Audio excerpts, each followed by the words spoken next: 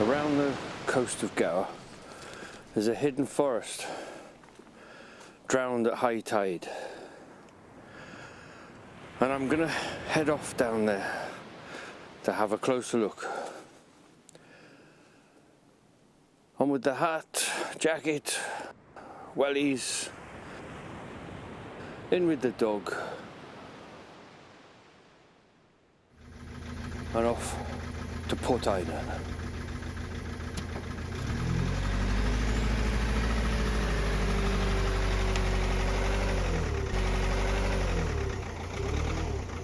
At the peak of the Ice Age, about 20,000 years ago, sea levels were 100 metres lower than they are now.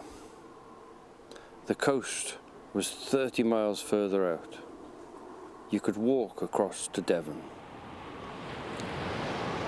The valley was wooded. As the ice melted, the sea levels rose. The ground rose at the same time because of the removal of the weight of ice. And the sea flooded the forests that had formed. This was quite an event because there's many bones of animals found in this forest.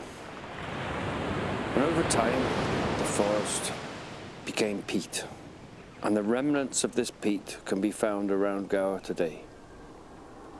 And that's what we're going to have a look at. One of the things that we found was this giant cow skull, the auroch, 2 meters high at the shoulder. It would have been drowned in the forests and preserved in the peat 6,000 or 7,000 years ago. Something else we found.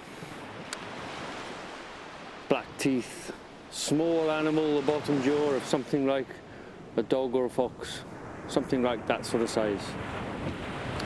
And from this very spot where I'm kneeling, I found this, a vertebra from the giant deer. This is an animal which had a 4-meter antler. The antlers probably weighed about 120 kilos. Huge, huge weight, massive shoulders, 2 meters at the shoulder, huge animal, all extinct now. When you look closely at the peat, you can see little branches, leaves, and some of them you can take out and see the growth rings. This actually looks like a piece of oak.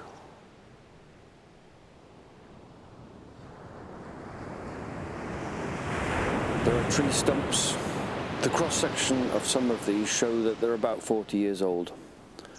And this one is an oak stump.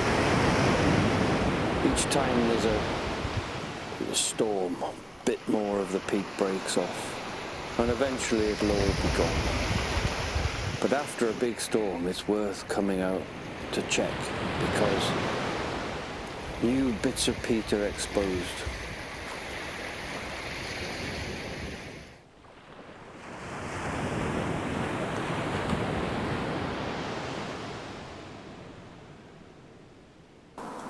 And you never know what you might find.